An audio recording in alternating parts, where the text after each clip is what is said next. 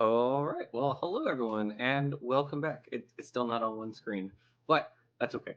Um, Hello. It is me, Jackson. We didn't have a stream last week. I don't remember why. No, the Um, 4th of July. It was the 4th of oh, July. that's right. There was a holiday. Yeah, people celebrate those or something. Holidays are made up. Uh, Um, all right. So today I've got with me my host and co-host Peter, who's invisible. Did you see that? I can make Just myself you're just invisible. like I'm you're still doing so. miracles on stream. Oh, And you're an no, atheist? How does no. that work? Funny that you should say that because that's coming. I found a new thing to do Okay. in OBS, so that's coming. And yeah, I'm using my new setup. So instead of watching there, I now have to watch there and there and there, and soon there. I'm getting crazy with screens here. So. But I yeah, gotcha. so last week was possibly the last time that you got the 4th of July if the orange guy We'll gets see. elected. You It's never getting know. real dicey over here. Yeah, we'll see. I'm sure everyone's aware how nerve-wracking it is to be an American right now. We live Yes. in very troubled times. Also, the screens. Can Yeah. that be the main screen? Yes. It's not on my view. First, let's bring in our Okay, and then we our also have other. Nestlig, as always, one of my editors. Welcome back, Nestlig. It's good to be back. Yeah. So the the we screens. were supposed to have a creationist today. Dapper and I were supposed to be talking to a creationist by the name of Lord of the Zings. Zing, and he zinged right out the door and Yeah. has refused to respond to any of my messages. He went from zinging to zigzagging to avoid you. I think that's He went from zig to zag. Yep, Yeah. he's gone. Past tense. So I think Dapper scared him off. Apparently, he and Dapper had a conversation, and then he just disappeared. So it is what it is. I mean, most of the time, I have to say, like 9 out of 10 creationists don't come on the show, for one reason or another. Either they feel like they don't have the technology to do it, or they're like, oh, I don't really want to come on and use my real voice on on or whatever. I won't be able to maintain my anonymity, whatever. But no, this guy just vanished. He said like, oh, I have a list of topics, and then 3 days ago I was like, all right, can well, he said he had some topics, and I said, okay, well, what specifically do you want to talk about on the show? And I never heard back from him. And then yesterday, something like that, I said, hey, are you still good for the show? And nothing. And I messaged him today, and still nothing. So oh well. It is what happens. Yeah. Oh well. One quick announcement for the people backstage on stage here. So I will switch to a full screen once we go to the video because the script that I'm usually having for StreamYard broke because there was a new update and we currently can't get it fixed.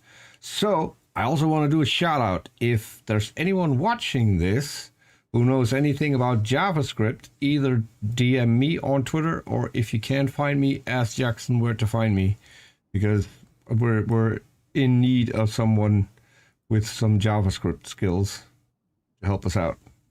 And it's not just here, it's a lot of streamers who would benefit from some help there. Gotcha. Okay. Actually, so I just saw a comment that was very interesting. So JB, actually, first, I guess I'll say hello to everyone who's in here. We got 19 people watching currently. JB, Atheism Actually, Caden Slinker, Nan, Katina Peck Bays, DM Google Debunker Wing, Dragon Spartan 90 Official. We got RJ, we got Vandalia 1998, Smitty, Eddie McCoy, Alex Markle. Hello. How are you doing, everybody? It's the first time DM Wing has a spelling error in their name. It's not debunker, it's deboonker. Yeah, so if you guys weren't here for 2 weeks ago, we found out immediately that so I guess, preface or whatever. The guy, so there, it's a Catholic like theology or whatever channel. That's the dude with the beard who looks like the discount Duck Dynasty guy. And then there's also, so he's invited on another guy, a zoologist from, I think he said Brazil. He said he was Brazilian. Yeah. Yeah. And so this guy is an actual zoologist. He has actual technical literature to his name, you know, so that's cool. And we were like, okay, well, maybe this guy will have some useful and interesting insights into evolutionary theory. And then immediately he did well, there's micro and there's macro evolution, and it went downhill rather quickly. However, JB points out that this guy, whose name I forget, has a YouTube channel. Maybe I could invite him on. You know, actually, that's a phenomenal idea. I will reach out to him. I'll see if I can find him. If I can't find his channel, I'll reach out to the guy who runs the discount Duck Dynasty guy and see if maybe he can hook me up or host me on his show. And I can talk to this guy. I'd love to have a chat with him because first of all, the show is about Neo-Darwinism, which is a red flag. And then the first thing this guy says is, well, actually, he says a couple of completely normal things, which are totally fine. And then he says, and then there's micro and macro evolution, which, again, big red flags. Whenever all these terms start getting used kind of at once, you can be relatively assured you're dealing with like an intelligent design advocate or even a creationist. Dapper, no show. No, it's not his fault. I told him no show today because the creationist we were supposed to talk to ran. He skedaddled. So you know. Oh well. So we're just going with normal stuff today. If you can get this guy on the channel, then we can run a poll. Which Brazilian young Earth creationist is better? This one or the one that gets whacked in the chat here all the time? He who shall not be named. Yes.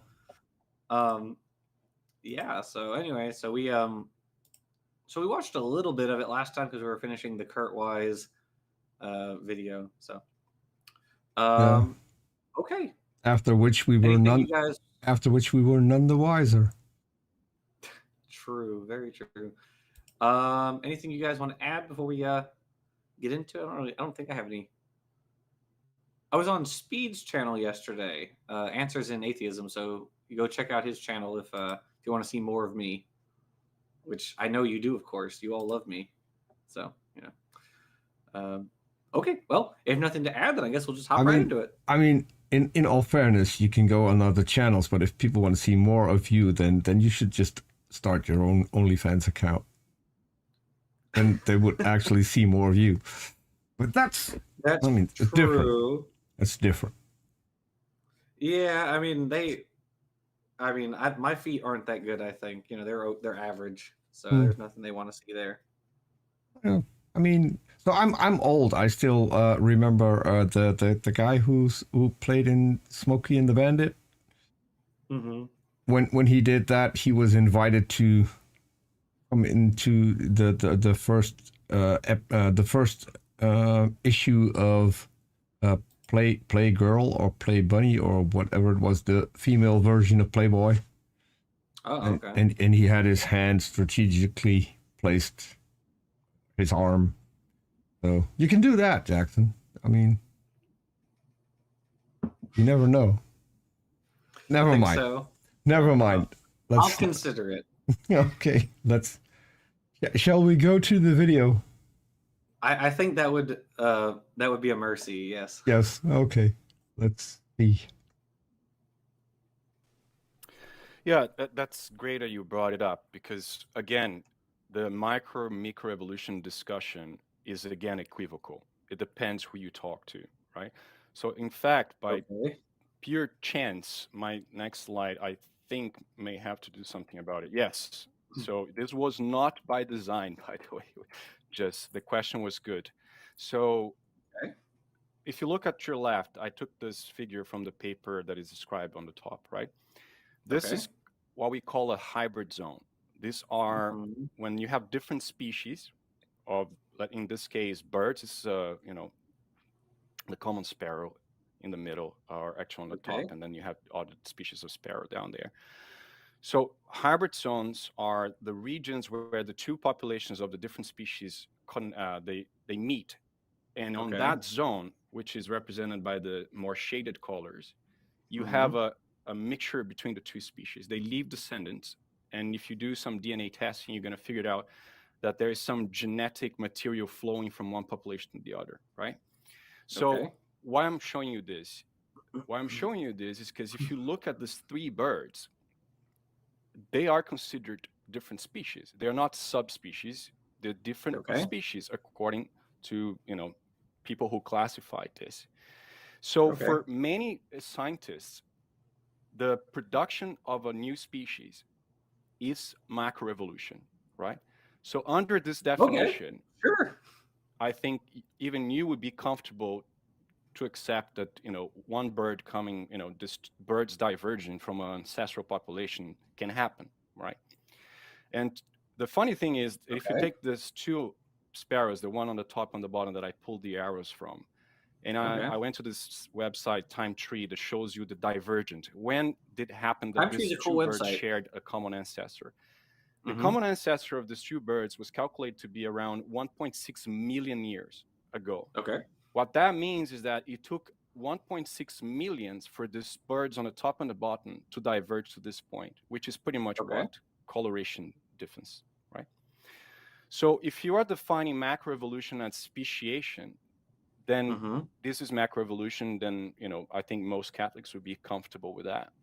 Okay, and Other we're done, people make a guys. distinction. Wrap it They up. say, no, macroevolution is when you have a very dramatic change, let's say in body form, like in what we call bowel plan, for example, right? Like an insect and, I don't know, a dinosaur and a bird, rather than just two species of sparrow, right?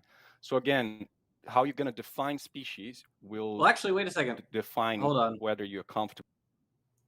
Okay, so a dinosaur. He said a dinosaur and a bird have different bowel plans. They don't actually. They have the exact same bowel plan because birds are dinosaurs.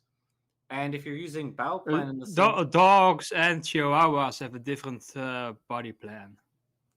yeah, right, dogs and chihuahuas have different body plan. Right, Different body exactly. plans. Yeah, I mean, and you could go broader than that. Like, oh shoot, what are their names? There's a Plants and pine trees have different body plans. right.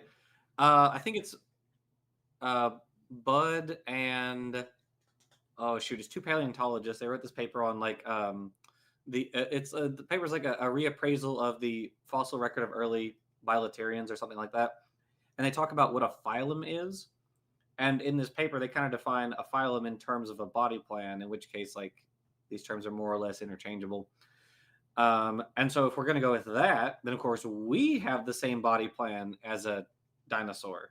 You know, we have the same body plan as a trout.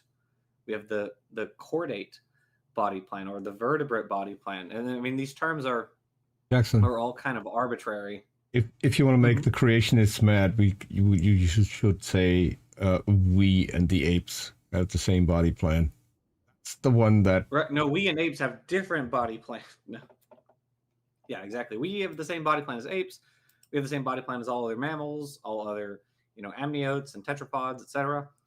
Body plan is not is as we talked about in the Meyer debunk we did for Professor Dave.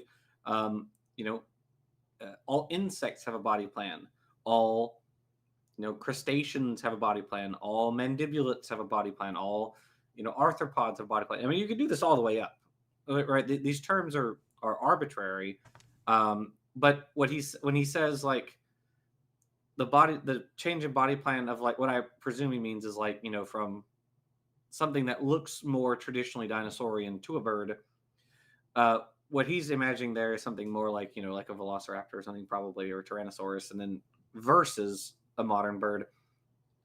But I mean, aside from the fact that like that's not really a change in body plan, when we can apply macroevolution to both that, so something more like, you know, the change from like a velociraptor, you know, something more like a dromaeosaur to a modern bird, that equally works as with a change from one species of sparrow to another. These are both macroevolution, because macroevolution just means genetic change at or above the level of species.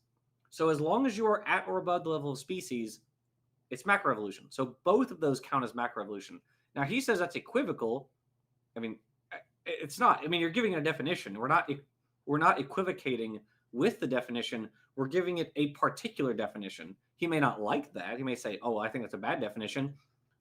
Well, come up with your own definition. I don't care, man. Like, that doesn't matter to me. But these are both macroevolution. Nestle, do you want to add anything?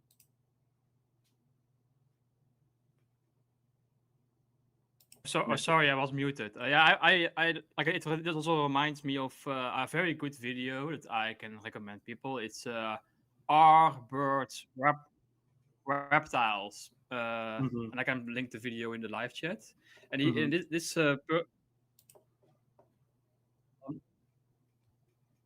this person makes a very good point about like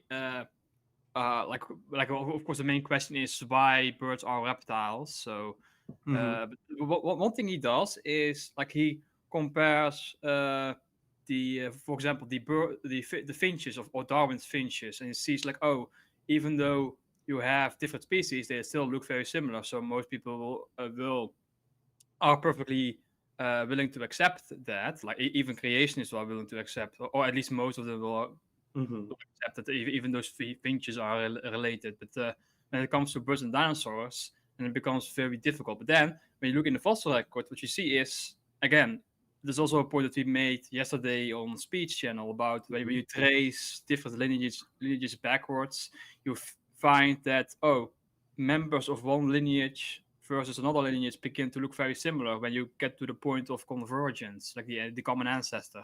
And that's exactly what this guy shows here too. When you see the early avialans, the early members leading to the birds, and the early members of the dromaeosaurids and the troodontids, they look almost the same. Yeah, like a Microraptor and Chanuraptor. Yeah. These guys look really, really similar to Archaeopteryx. Yes, very, very close. It's so similar. It's so similar that even Archaeopteryx was like once by one study pushed towards the dromaeosaur side. But again, most people accept it. It's more of an avialan. Yeah. Yeah, exactly. Yeah, the Scansoriopterigids, the basal dromaeosaurs, basal troodontids. Yeah, all these so close to each other. It's like, it's like with the early like horses, rhinos, and tapirs. You have to be an expert in like perissodactyl dental morphology to differentiate these. That's how similar they are to each other. Yeah, and I believe like when it comes to the dromaeosaurids and the difference between the avialans and the dromaeosaurids is that avialans are slightly better at flapping their wings. Right, exactly. Like one thing I remember from I think it's what's the YouTuber called again? Burger something. I forgot the name of the guy the paleontologist YouTuber. I don't know, but yeah. I can find the name if you're interested, or anybody in the live chat. Yeah, I think we linked it in I think the video that we did on Aviale. I think we linked that video that you're referencing. Okay. Anyway, all right. Let's keep on going. With macroevolution or microevolution, okay, and this is very important because again, this is not clarified in most conversations. Now, with these sparrows, because I've also heard it, I had a conversation one time with a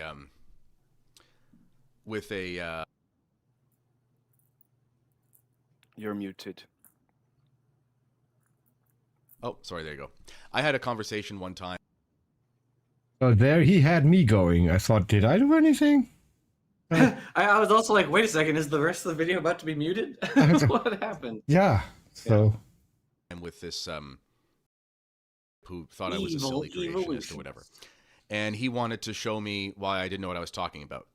So I knew my stuff. I mean, I'm not studied in it, but I can read and write, and I can walk and chew gum. So I can do this thing called reading books and reading articles. And it's amazing when you actually do that, you can learn things. Okay. And just as an aside, I can't stand it when people say to me, You're not a scientist. You can't talk about evolution. If being a scientist was necessary to understand evolution, then no one could become an evolutionist because no one's a scientist before they are one. Yet somehow they go through university. Wait. No, hold on. No, I know exactly what he's trying to say, and he's getting it completely backwards. What he's trying to say is he was critiquing evolution, and somebody told him, "You're not a scientist. You're not an expert in this topic," which is a bad response. I agree, or I think in part it's a bad response. I think it's okay to point out that, like, hey, you're trying to overturn an entire field of biology that you're not studied in. I think you can say that. That's okay. But you do also need to just, like, support it with evidence. Like, don't just say, well, you're not an expert, so you can't talk about it. That's lame. That's not very good. You need to say, hey, like, what is your understanding of this field? And if they give you, like, they say, okay, well, I think it's this. And then you can say, well, no, okay, it's not that because of this reason, or yeah, okay, well, that's true, but here's why it's not the whole story or whatever. But, like, I'm willing to bet that's what he's saying, and he misinterpreted it, surprise. But this thing about, like, you can't know something unless you're already an expert in it, that's nonsense. I don't think anyone ever used that as an argument against him. That's just ridiculous.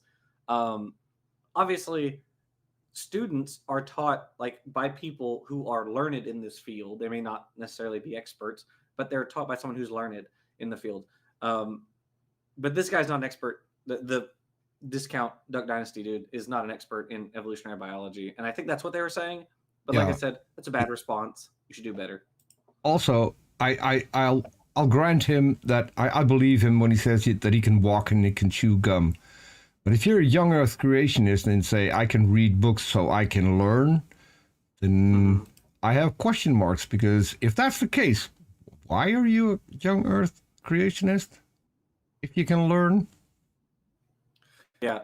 Oh yeah, Smitty succinctly sums it up. You can talk about evolution. If you want to overturn evolution, you should have some credentials before people take you seriously. Yeah, exactly right. Because otherwise, you're just a dude, yelling on the internet, and no one really cares what your opinion is. So, anyway, all right. And they pass their courses, and on that way, they learn the information, and they get the certification at the end. So this is a non sequitur, nonetheless. Okay. One of his things saying to me, well, he gave me this mouse study where basically what they did is they took a population of mice and they kind of split them up. Or they took one, I don't know if it was 50-50, but they took one group and then they interbred or inbred essentially the tar out of the one group. And then over time, mice can regenerate so quickly. It didn't take very long, but, let's say dozens and dozens of generations. Then it got to the point where the one group of mice could no longer breed with the other group of mice. And he said, see, that's macroevolution. They're still and mice. At the time, thinking to They're myself, still mice. I thought, I'm calling it right now. Calling no, it? that's just a result of inbreeding. It seems strange to me. But what you're saying is that for some, that would constitute a new species. But I'm thinking to myself, these are both just mice. It's just that because of some characteristics of environment that are contrived, by the way, and they're not natural. Okay, first of all, that's $100 to Nestling. We'll get that out in the mail to you. How did we see this coming? Okay. All right, so also perfect pause. Yeah, I was looking at that. So why does the Brazilian guy look so incredibly mad or I don't know, condescending when he's looking? Can we have that as our Peter? Can you make this the thumbnail where it's like he's got like a little thought bubble that's like, what the heck are you talking about, or something like that? Sure. And the other dude's like, I can walk and chew bubble gum, or something. Yeah. I think that'd be very funny. Hey, no, one bubble says debunking, and the other says what? Yeah, right. That'd be pretty funny. Okay, so what's wrong with this example? Like, the example's fine. So what he's probably talking about is the founder effect, which basically, if you take a population, you make it a lot smaller, you move it somewhere else, there will be that population will be a non-representative sample of the original, and they'll probably have some. It will be possible for certain alleles that are rarer to come to fixation in that population, and that can drive reproductive isolation. Now, of course, you don't need that to have reproductive isolation, but that is possible. We actually talked about the founder effect just yesterday on Pete's channel. And that's probably what he's talking about. Now, his response is one that's inbreeding. Well, that's the founder effect. It's not just inbreeding, but what's happening is a change in allelic frequencies in a population over generations, leading to reproductive isolation. If that's not evolution, I don't know what is. I mean, that's about as evolution as it gets. Now, you might say, well, that's not natural selection, but like, okay, natural selection is not the only mechanism of evolution. So what? And then, of course, he rounded it off with, but they're still just mice. Because, like, of course he did. Turn into a human. Right, of course he did. He also said the old canard, like, oh, but it's not a natural population. If you were given a natural population with, like, actually, he was just now given a natural population. The Dr. What was his name? Romulo? The sparrows, the house sparrow and the Spanish sparrow, yes. He was just literally given a natural example, and he was told, like, well, here you go. Here's speciation.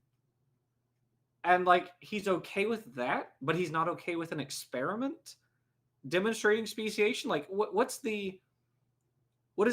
going on here? What's his criterion for deciding one thing is okay, but not the other? Like, it's weird, and it's very inconsistent. I don't know, Nestle, what are your thoughts on that? I think we did a very good job of addressing that. Yes. All right. It's just very weird and inconsistent. I don't understand what his problem is. So anyway, okay. Now they just can't breed with each other. Is it fair to say that for the average person and sort of who studies the animal kingdom, if an animal can breed with another animal, would we say they're part of the same species, or is it even less, or are there species that breed with other species according to the minds of mainstream evolution? According to the mainstream evolution, you know, one of the problems again with the species concept is that we have more than 30 concept of species, and hey, he's right. One of the reasons for that, if you go back to Darwin, you already see that in Darwin, right?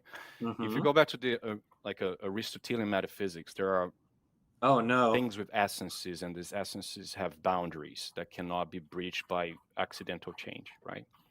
For Aristotle, the species were eternal, for example. But Darwin makes biology be about populations. So if populations are constantly changing over time, then they do not have identity that is fixed. They're constantly changing. They can't have like a temporal identity for a bit, but they can become something else at any point because they're changing. Exactly. Right? So that creates a problem of classification. So how are you gonna classify a species, right? The sparrow example, that's why there are many times people just change what is a subspecies to a species, or depending on the criteria. And that comes from this kind of more like an Heraclitus view. Everything's changed. There's no permanence, right? Sorry, I got sidetracked by my historical account. So can you remind me what your question was? Yeah, I was just saying, so with these sparrows, like, can those sparrows breed with the other sparrows who are technically a different species? Okay. So that's a thing. So as I showed from the hybrid zone, most biologists would be comfortable calling two species that can still interbreed. They would just say that the reproductive isolation between those two species is not fully complete for a reason. Yeah. So in the hybrid zones, they can still survive. So they would claim that species can. We have the proper term for this. We call introgression, right? And so people have to understand as well that, again, because of what speciation is about, this reproductive isolation can happen even in one or a few generations. So, for example, in plants, it's very common for the whole genome to duplicate. So, for example, with oaks are diploids like us, right? They have two sets of chromosomes. Okay, that's what it means. Some oaks are triploids. They have an extra pair of chromosome because some genome duplication happened at one point. Okay. So sometimes when you have that happening, in the same generation, the triploids I'm not saying that happens for oak, but it happened for other plant species that they cannot breed anymore because there is an incompatibility between the gametes, right? The reproductive cells. So, yesterday, these two populations were the same. Then you have one event of a duplication. Suddenly they cannot reproduce anymore. Are you going to call them different species? I think many biologists would be comfortable saying so because they're reproductively isolated. If you come from a philosophical perspective, would you? I mean, it's effectively the same it's the same organism with an extra set of genes. If you're going to go, wait, hold on a second. Wait, if you're going to go that way, then you might as well say every species is like the same, right? Because they're all descended from the last universal common ancestor. Mm-hmm. So all species are the same. They all came from the same stock originally. I do think I like the more I research on this, the more I'm convinced that species is more of our own construct. That is absolutely. Like if we were to experience the world as like several thousands or several hundreds of thousands of years per second, like if you were to look at the world at that time scale, then species, like any concept of species, will be useless to us because there's a species. It's gone. Oh, there's a new species. Oh no, it's already gone. The new species. Everything changes constantly, basically at that scale. Yeah, that's how I feel about. There's a chart from one of Gould and Eldridge's early papers where they're defending punctuate equilibrium, and they're looking at the Green River Formation is one of the best well preserved formations in North America, and this is like Eocene rock. And so one of a couple of groups of mammals, they are like Hapomylus, Hyopsodus, these little mammal guys. And if you look at them as you go up the record, like the differences between them are like the relative shapes of their teeth, right? The relative tooth sizes. Mm-hmm. And it's like, where do you, when you get really, really good, like you've got one representative stratum for every like 50,000 years, where do you draw the line at that point? Is it like, it's a centimeter, or well, not even that. It's like, it's a millimeter larger than the other population, so now it's a new species. Like, I don't know how you even do that, It's like a braided river. You know what it looks like, right? Like some rivers, like they continuously split and merge again, and split and merge, like a braided river.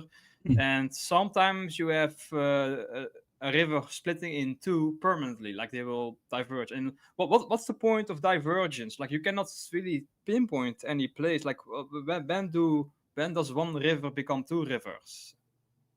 Especially when you have like a braided pattern like that. Mm-hmm. Yeah. Right. Yeah. Exactly. Yeah. I mean, like so far, I'm sorry, to everybody who's in the live chat watching. I don't disagree with most of what the biologist is saying. I don't think. I have one thing. It's funny though that do what? I have one thing. Okay. He's talking about a scientific process, and he's talking about the scientific term species. Then he says, but when you go to philosophy, there's a different definition for species. Right. If you're talking about science, you don't go to philosophy to find a different term. We could do the same thing when your car's broken. There might be a part that has a completely different definition in some other field. Are you then going to the other field to replace your part and then find out that it doesn't fit? What? You know how funny that'd be? It's like I went to my car mechanic to talk about valves, and he uses valve very differently than my cardiologist does. Yes. So I'm like, yes. Like when you go to this other field, they use a term differently. Well, yeah, of course they do, but we're not talking about that field. No. What do you mean? And I bet if you go to your plumber, he's got another definition for the exact same thing. Right. Yeah. So, and this is one of the things. So the reason this makes me mad is because they do the same thing. At least Christians do the same thing with faith. There's a colloquial meaning, and then there's religious faith, which are two completely different things. And because there's a colloquial definition, they want to use that one. It drives me nuts. I mean, so often, like, so as you well know, Peter, and also Nestle, of course, and probably everybody in this chat, so many conversations with creationists are just like litigating definitions. Yes. Right? Which is dumb, because when we talked to, I think Terry was the last guy we had on, we were like, just give us a definition. And he did. And then we're like, okay, so by this definition, you accept this. And he went, well, no, okay, I don't accept that. So I want it to be this other definition. Mm-hmm. Okay, that's fine with us. So by that definition, you accept this. No, I don't accept that. Here's this other definition. Like, yeah. For goodness sakes, Rob man, Groen was the, give us one. Rob Groen was the same. Yeah, remember, we got him to accept like macroevolution within 10 minutes. And, yes. And then he was just like, wait a second, no, I don't accept this. It's like, come on, man. Like, come to the table with a clear definition in your mind, because we're going to ask you about it. We're going to press you on it. Obviously, that's why we're asking you to come here. And then, like, they just waffle. It's like 2 hours of waffling. It's embarrassing. I just want a definition. Like, I don't care what we use. We have to be consistent with what we're saying. Yeah, and then that guy like was like complaining, like after the hangout was over, he was like on Twitter like complaining like, oh, Jackson doesn't believe information applies in biology. Like, no, you never said that. He was just asking what definition he uses. It's but I agree. So that's why I muted him on Twitter, because he's so butthurt about how bad he did in that conversation. So I just, whatever. I was like, okay, goodbye. But I do have one thing. If we're talking about a scientific topic, if you come on a show, I don't care what kind of faith you belong to. If we're going to ask you for a definition, that's okay. But when it comes to scientific definitions, those are set. You're not qualified to change that definition. So the words micro and macro evolution, those are scientific terms, and you don't get to redefine them because that would work better for your apologetics. At least that's my stance. Honestly, like, I'd be okay if they want to redefine these terms. Like, I'd be okay with that, at least if they knew anything about these terms. My thing is usually, it does sound like it's obnoxious semantics. I agree. But like, usually when I give these terms, I'm like, okay, here's what they mean in biology, and here's why they mean this. And I explained this to Robert Gruen. I was like, hey, here's why we have the separation terms. And he went, oh, okay, I get it. Which, okay, fine. But then he like reneged on it, shortly thereafter. So whatever. But it just, they only redefine it to fit their apologetics. They don't redefine these terms because they think it has better scientific application. It has more value as a term. It leads us to more predictions or a better understanding of biology. No, it's the opposite. They redefine these terms to be less meaningful. They redefine information to mean less than it does. They redefine, macroevolution to mean less than it does, because instead of defining these terms with reference to species, instead they are like, well, what if we say it with reference to kinds? Well, kinds aren't a thing. This is another term that you haven't defined yet. So you're defining a term in terms of another word you haven't defined. It's like domino. It's just, so turtles all the way down. Turtles all the way down. Exactly. Yeah. It maybe it's aggravating me because I watch a lot of these sovereign citizen videos. All they do is redefine what a car is. It's not a car. It's my private vessel. Okay. Now you have a rowboat, and now you don't have to adhere to the laws, the traffic laws. You don't have to. I'm not driving because I'm not in a commercial position. And I'm traveling. It doesn't work. Definitions are there for a reason, so that we all can agree on what's what. If you now make your own definitions, then no one's going to be able to figure out what we're talking about. Yeah. Okay. All right, we can keep going. Gonna boils down to how you define species and your philosophical underpinnings. But yeah, I would say on atomistic metaphysics that if they can interbreed, they're most likely the same species, right? Yeah, well, that makes a lot of sense. Yeah, that makes a lot of sense. That clears a lot of things up. Because, does it? Okay. I mean, in this conversation about evolution, if you're talking to somebody who has a different definition about what a species is, then I mean, you're really not going to get anywhere. Then and especially define if your not the same definition. metaphysical language employed. Anyway, so that makes a lot of sense. Then come to a resolution. Yeah, no, I wish I lived in the United States, because what I would do is I would get a whole lot of cheap donkeys and sell them to creationists as racehorses, because they're the same species. They can interbreed, right? I mean, this is just so annoying. Like the problem is you just need to discuss with them what the definition you want to use is. Don't be like, oh, well, we start from different philosophical underpinnings. Then agree on a definition, or at least say, okay, for the sake of argument, even though I don't agree more broadly, let's just say for this one argument, species means this, and go from there. Like, why is that hard? Why is that hard? I don't get it. It's not hard. what I would like to know, and maybe you can ask him the question if he ever agrees to come on your channel. This guy does write scientific papers on biology, and he disagrees with his own papers privately. See, I haven't seen that. Like, I see that JB said that. Yes. I haven't seen that, so I'm not going to make assumptions. I'd want to hear him say that himself. That would be a good thing. Trying to figure out if you can get him on the show, find a paper that he wrote that conflicts with his theological views, and then ask him about his paper. That would be a really fun conversation to watch, actually. Yeah. And there was one paper we looked at 2 weeks ago. It was published in a philosophy journal where he cited William Lane Craig on. And Stephen Meyer, yeah. Well, because he's written actual papers, and then he's also written these junk philosophy papers on evolution, and he cites Stephen Meyer and William Craig. On Australopithecines or something like that.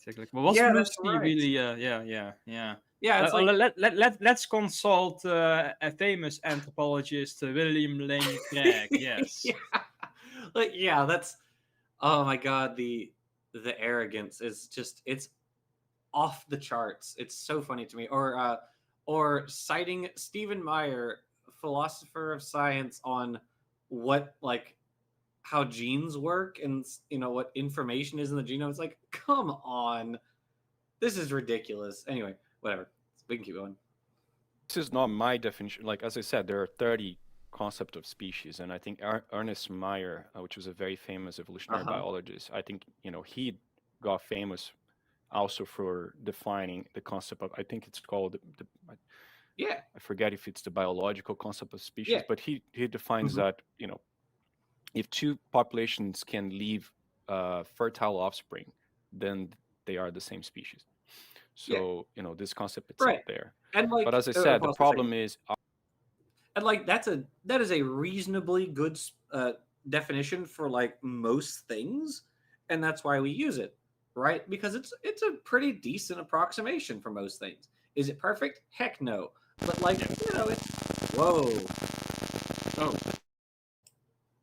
whoa, that was weird. But Leslie, it's okay for the most part. Leslie, are you still alive? Or did you electrocute yourself? Is my mic acting up again? Did you get attacked by the Terminator or something? Uh-oh. Is it now good? It sounds fine now. Yeah. Oh, I don't know what happened. So sorry about that. Okay. It sounded like you were tased. It did sound like you're getting tased, yeah. Anyway, but so I mean, there are different definitions of species because we're trying to impose a single definition on a range of phenomena. across many different groups of organisms, and that's hard to do. And so that's why typically when biologists are deciding whether or not to consider two populations as the same or separate species, they look at different definitions of species. They don't just say, well, can they interbreed? Yes or no, therefore species, therefore not. Like they don't do that. They just they factor that in. They say, okay, well, do they interbreed? If so, is it like 1 in every 1 million interbreeding events? Or is it no, we never see interbreeding? What are their niches? What is their morphology? What is their behavior? Like, these are all things that get factored into the question of whether two things are the same or different species. So, okay, we can keep going. Are two species which cannot interbreed different species, two populations that cannot interbreed two different species. As I said, it can happen from one generation to another. So again, as an evolutionary biologist, perhaps it's useful to classify them as different species, but on a philosophical sense, would you call them different species? Probably not. Right. So, what else do you think we should discuss? Nothing. Goodbye. There's also a misunderstanding of what evolutionary biologists called a beneficial mutation, right? And because one thing that people have to understand is that the concept of selection. Are you making another prediction, Neslig? Yes. I'm expecting that he's going down the same route as like Sal Cordova about like, fitness must mean like something absolute. Like you cannot have relative. Like you cannot have there's a mutation which is beneficial in this context, but detrimental in this context. No, you cannot have it. It must be good in every way possible. Basically, that's. I think that's. I'm going to make a prediction. Yeah. My prediction is that he's going to say all beneficial mutations are losses. Either losses. Oh yeah, that's also a good one. Yeah. He's going to say losses of information or losses of morphology or something. Or losses of genes, whatever. He's going to say, that's my prediction. So you think he's going to say, like it's not perfectly universal in terms of beneficial? And I'm long story short, made both arguments. Like he said, like, this mutation is not beneficial in a different context. Like for example, antibiotic resistance may not be beneficial without antibiotics. The non-resistant bacteria have an advantage over the resistant bacteria without the antibiotics. But with the antibiotics, then the resistance are in an advantage. But yeah, of course you can see your prediction is the information argument. Yeah. That's I think he can do both. You think he can pull off both? All right. Let's see. All right, let's see. Action cannot have any meaning without mutations happening first. Because, in fact, can you take the slide out? Because that's actually more important to discuss. The natural selection is something that, again, people get it wrong all the time, right? They think it's some sort of force that can shape the organisms to the environment. When what we actually, selection is just a consequence of, for example, the example I gave about the Darwin finches, right? The fact that some organisms have a larger beak and they're able to break seeds and eat them and survive more and leave more descendants, the fact that they are leaving more offspring is natural selection, right? It's just increase in the allele frequency over time, or the beak size over time. But in order to explain that, the most important thing is not why adapted organisms are leaving more offspring. What you actually want to know is how they became adapted in the first place. How did their beaks increased? Why do they have beaks to begin with? And the only source of new variation, it's mutations, right?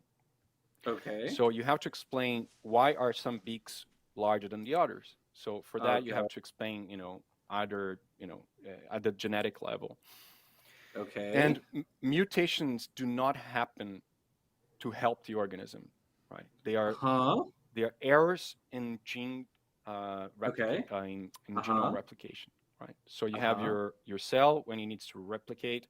Sometimes the duplication makes a mistake, right? The enzymes involved and the proteins involved. Just to give you one example, in Escherichia coli, is estimated that the mistakes that the molecular machines make. So they let pass one mistake in the ladder of the bacteria DNA. One mistake every 1 billion ladders, right? Okay. So these things are ridiculously very rare because they're repair systems. So the bacteria does not want to mutate, right? It wants to replicate its DNA faithfully. So there are a bunch of different molecular machines and enzymes to prevent the replication from making mistakes, and sometimes a few escape. So when we talk about beneficial mutations, so for example, antibiotic resistance, right? What people tend to think as a layperson is that, oh, the bacteria has got antibiotic resistance. That means that the bacteria gain some sort of novel characteristic that it made it to be able to fend off the antibiotic. What actually happens, like for antibiotics, for example, what you have is one of the most common ways of a bacteria to be immune to antibiotic is to pump the antibiotic out of the cell. You have these efflux pumps. So bacteria can, by a mutation, express the genes that make the pumps more. So the bacteria have more of the pumps in the cell wall, and because it has more, it's more likely that it's going to be able to pump the antibiotic out before it causes any damage. That's one of the mechanisms. So you see that you're not actually the bacteria is not making anything new. It's overly expressing a gene that produces more pumps that are already there. Pause for a second. Therefore, I think you're right, Jackson. Well, I didn't really call that one, but that's I said he was going to say that's always a loss. He did the other one that I didn't even think about. It's not really anything new, which is again another weasel word. What does he mean by new? Now he's right. So this is only true if it already has an enzyme that recognizes the substrate and is able to pump it out. But it has to already recognize the substrate. However, that is not always the case. Like, it's not always the case that bacteria come into contact with a some antibiotic and then and they always just evolve towards being able to pump it out faster. Sometimes the enzymes have to mutate to be able to grab onto the substrate because maybe it's something they haven't come into contact with before, and they undergo natural selection in this new environment. And so individuals who have enzymes that are like slightly different, so they're better able to interface with this new antibiotic. Like, I would say that's still a beneficial mutation, right? Because they have an enzyme which it's not necessarily pumping out, or I guess you could say it is pumping faster or pumping out more efficiently, but it's because the shape of the enzyme had to change to be able to latch on to the antibiotic so they could get this substrate out of the cell. Now I consider that beneficial. I think he would too, but I'm pretty sure he would still say, well, that's not new, which, well, yeah, of course it's not. It's not new in the sense of it's not a new enzyme that just came out of nowhere to do this job, but it's descended from enzymes that had similar jobs. For instance, the beta-lactamases. So beta-lactam is the one of the chemicals in penicillin and amoxicillin and methicillin and all those other related medicines. So they have beta-lactams in them, which are these little rings, and that's what gets into the bacterium, the cell wall, and basically breaks it up. Well, bacteria evolved enzymes called beta-lactamases to be able to grab the beta-lactam ring and get rid of it, basically, either break it down or kick it back out of the cell, whatever. Well, when antibiotics when the pharmaceutical companies came up with carbapenems, which are another type of antibiotic, these beta-lactamases evolved into carbapenemases. So they underwent mutations that allow them now to grab the carbapenems and kick them out. And again, I would say, well, that looks pretty evolutionary to me. They're having mutations that are changing the enzymes, which are then allowing them to kick these antibiotics out of their cell. Like, that seems beneficial to me. Seems like beneficial mutation. Well, what do you guys think? Yeah. It's like it's also like when you deconstruct the whole concept of new. Like, what do they consider to be new? Like, like they never say this, but when they say like, oh, this isn't new, oh, this is also isn't new, this also isn't new, it's almost like they won't accept anything but something appearing ex nihilo, basically. Yes. Like from nothing, which is ironic because that's what they argue for. Right, exactly. Yeah, if you showed them Eusynopteron, Tiktaalik, and Ichthyostega, for instance, you can be like, look, the limbs are not new, right? The Eusynopteron has a humerus, an ulna, a radius, the wrist, hand, etc. But like, and so does Tiktaalik, and so does Acanthostega. Not in the same proportions, or necessarily in exactly the same relative configurations, but they have all the same bones. So in that sense, are limbs new? Are arms and legs new? Well, it kind of depends, right? I mean, they're fulfilling a new function in Acanthostega, right? They're allowing it to move around on land. They're not fulfilling that function, at least very much, in Tiktaalik or Eusynopteron. So is it new? Well, I don't know.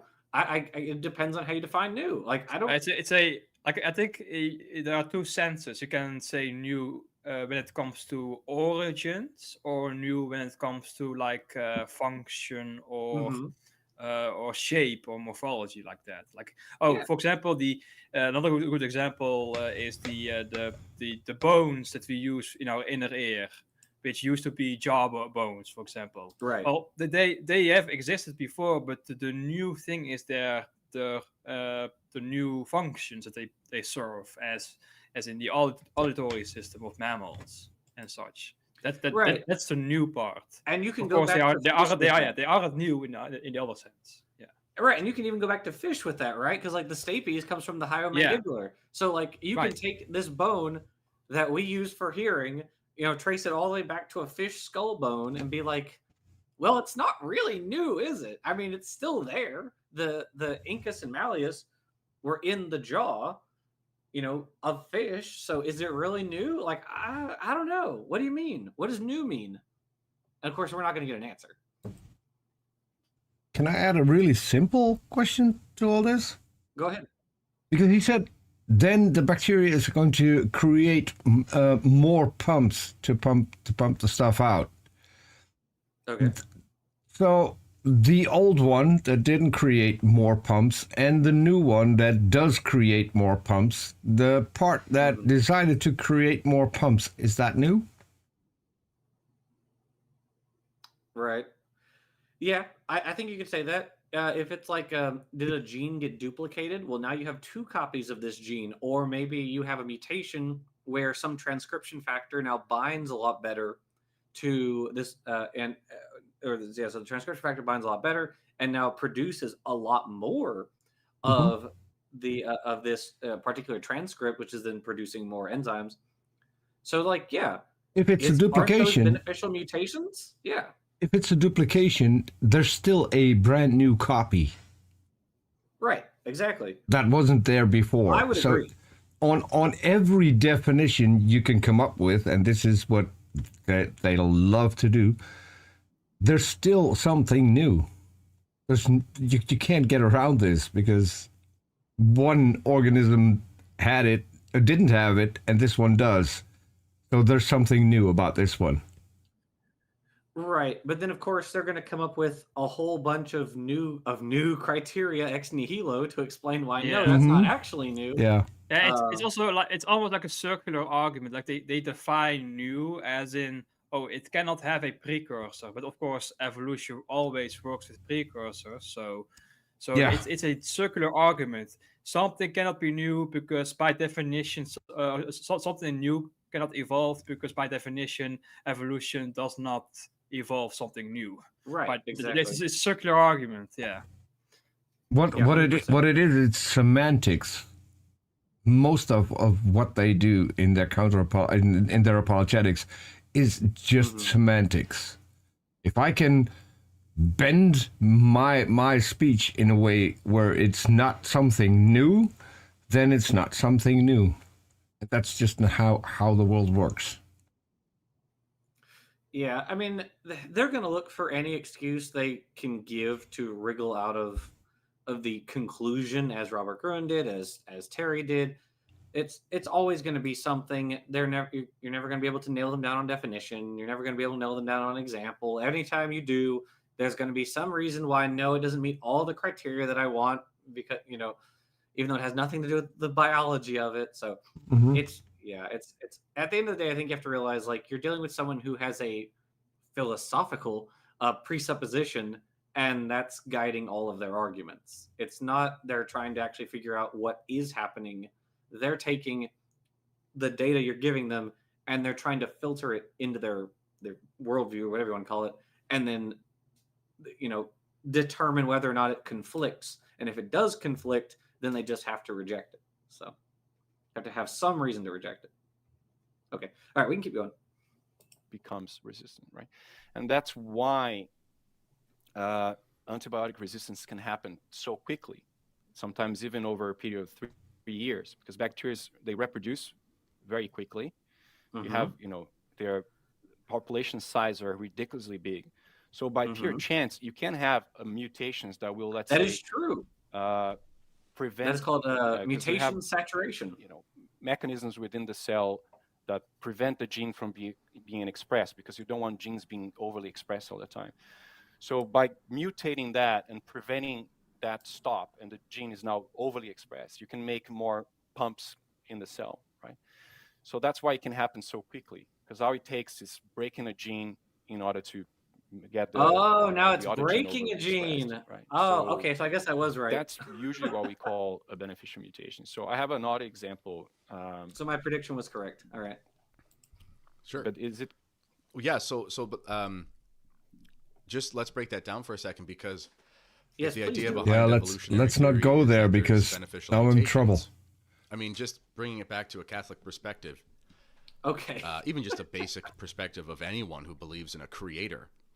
Why does this matter? Because let's bring it back to a Catholic perspective. We accept evolution. End of show. Thanks for coming. Bye, everyone. Right, exactly. Yep. Cue Kenneth Miller, right? Like, yes. Cue the Pope. Cue the Pope. Yeah, exactly. Like, here you go. We accept evolution. Thank you for coming. Good night. Yeah.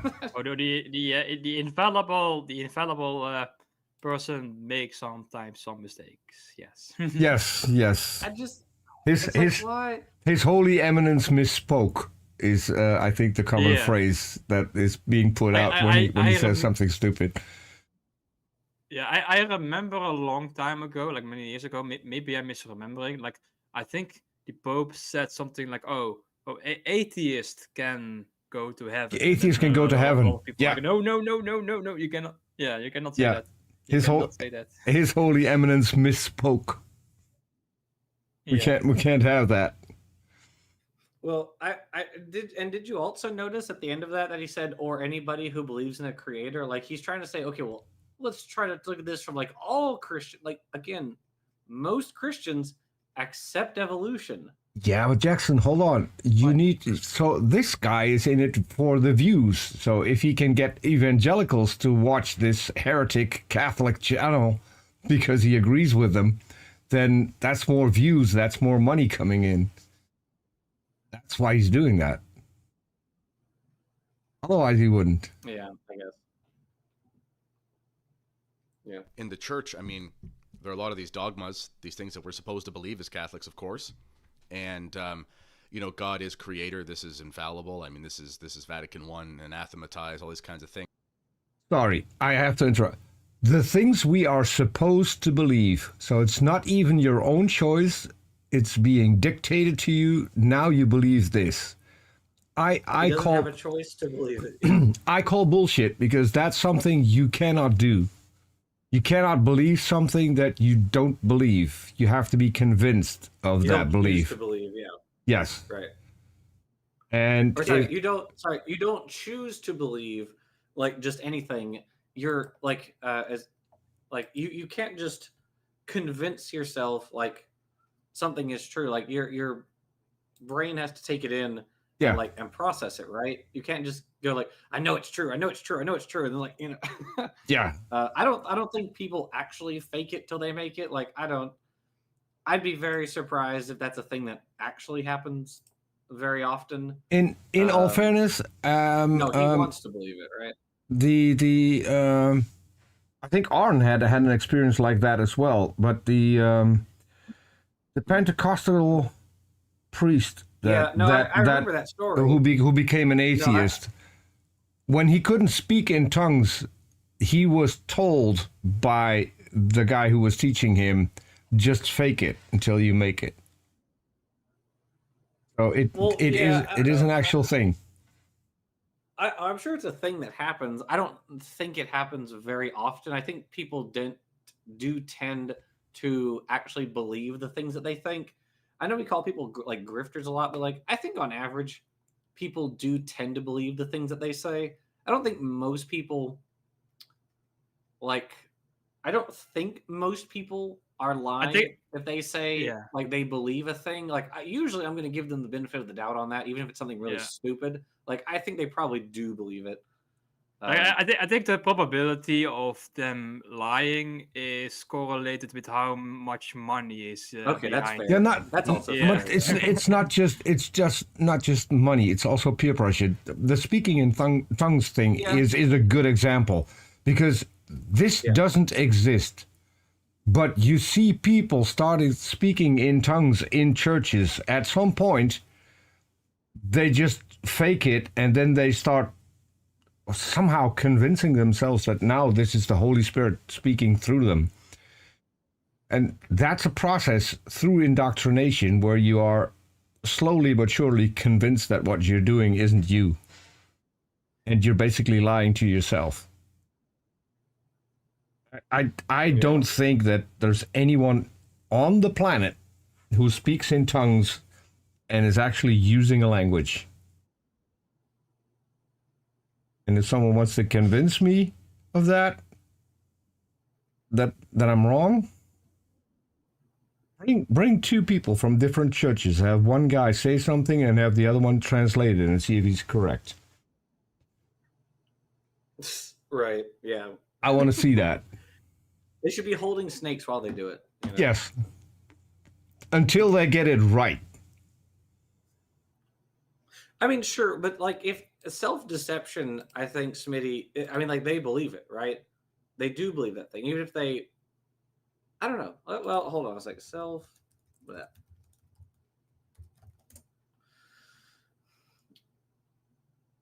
Yeah, okay, but like, okay, so I'm looking at self-deception right now. I think people do, if like, it's the process of denying or rationalizing away the evidence. I think people do that all the time, but I don't think that's lying. I mean, I think that they think they have a good reason to believe a thing, and so they're trying to, in that moment, find whatever argument they can. Like we all really hate having facts that are like run counter to like everything else that we think.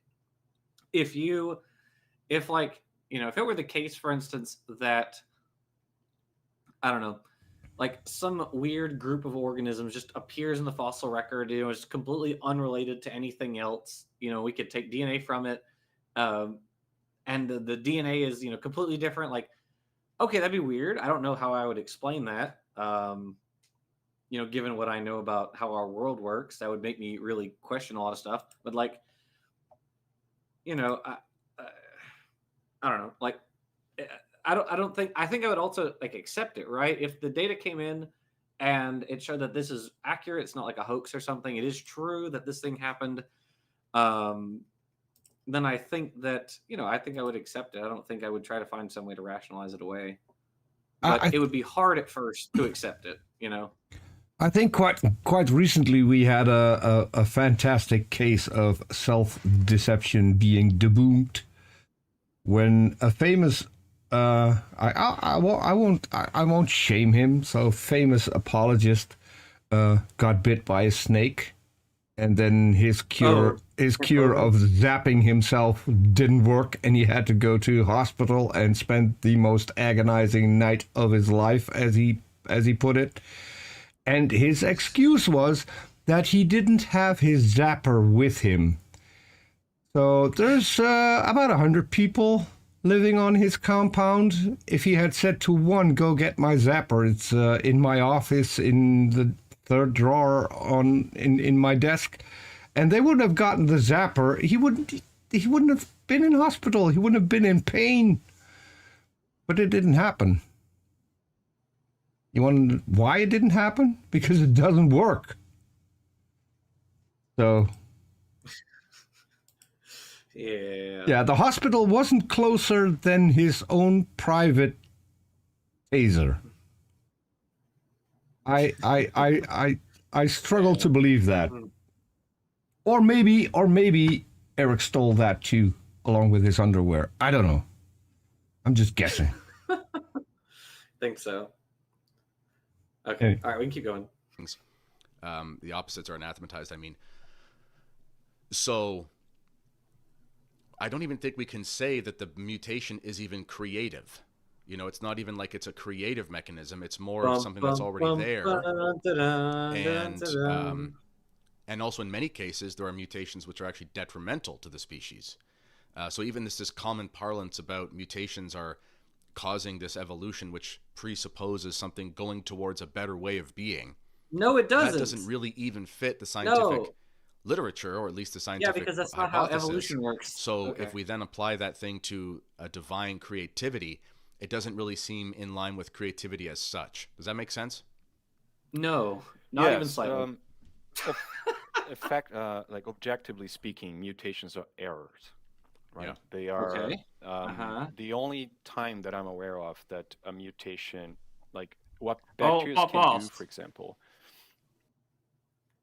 He says that they are errors, but again, you have to be very specific, because error has a negative connotation, like it's a bad thing, like that. But that's why they use the words. You can't say it's an error with, you can't say it's an error with respect to copying. Like, perfect copy is perfect, but then if you have an error, then the copy is not perfectly. Like with respect to that, you can say it's an error. But of course, you have to be very careful not to have any how do you call it, a teleologically loaded language with that. Like, hey, that's some philosophy right there. And he just said, the only time I noticed something different, and now look at Mr. Beardy Guy here, how worried he is that he's now going to name a beneficial mutation, because that wasn't part of the plan. You see that? I really would like to talk to Dr.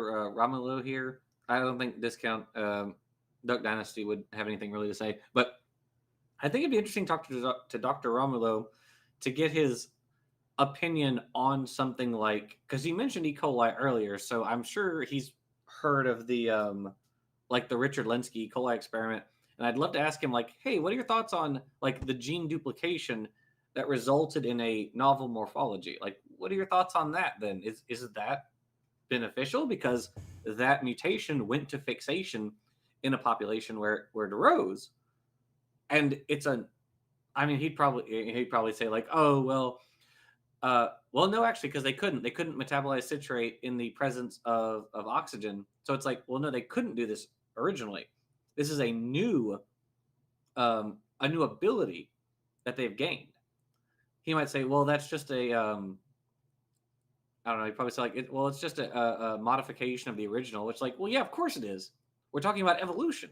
Evolution doesn't start from nothing and then just go from there. I don't know. I'd be very curious to see where he stands on like universal common ancestry or, something like that.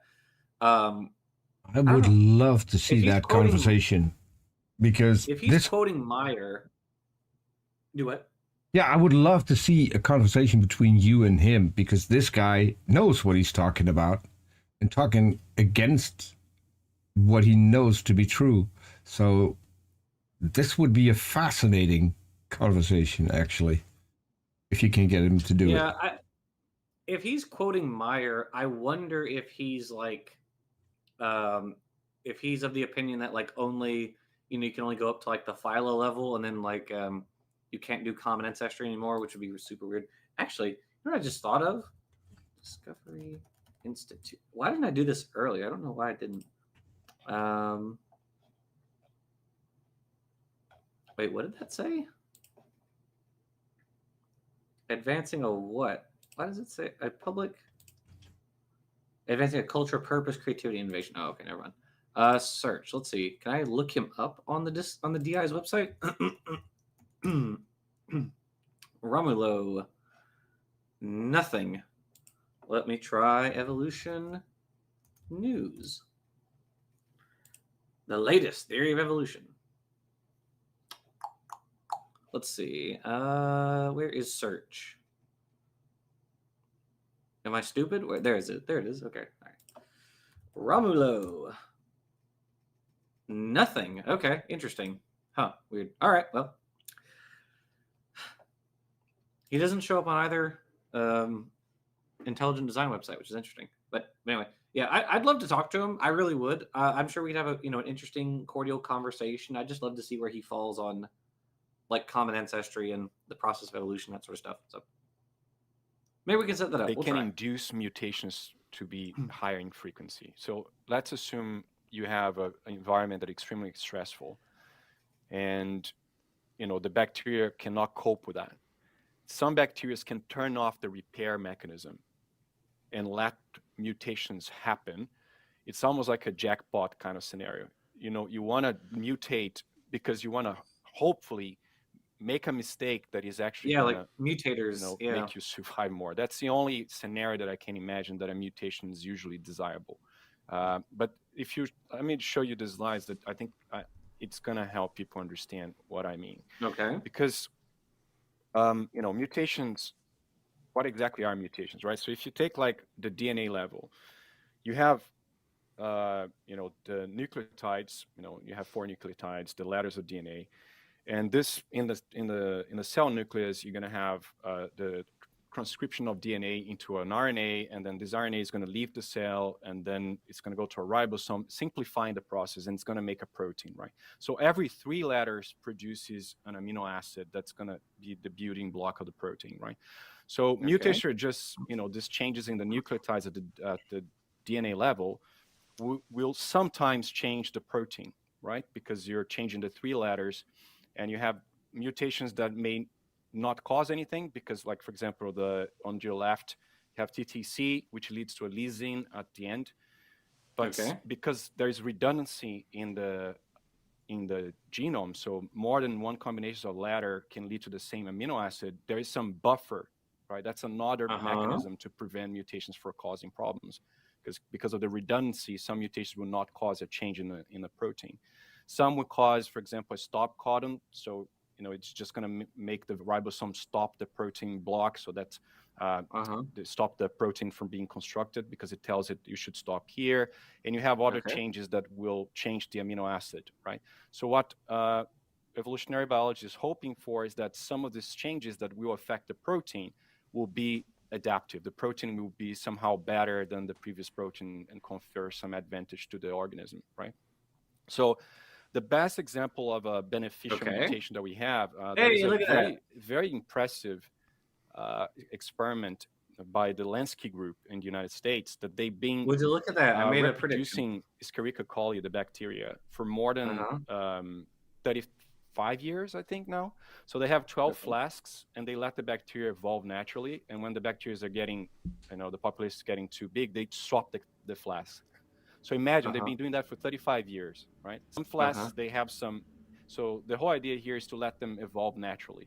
The only thing that they do is, some flasks, they don't have some nutrients, but they don't do anything experimental to change the population, right? They just let them evolve naturally. And it takes a monumental effort to swap the flask for over 35 years. So the most impressive change that happened was that, after 31,000 generations, which is roughly a million years in human terms, for bacteria, because they reproduce much faster. One of the populations, they call it, evolved the ability to feed on citrate, right? That's how it was, this is a New Scientist, this is a popular magazine, it's not a scientific.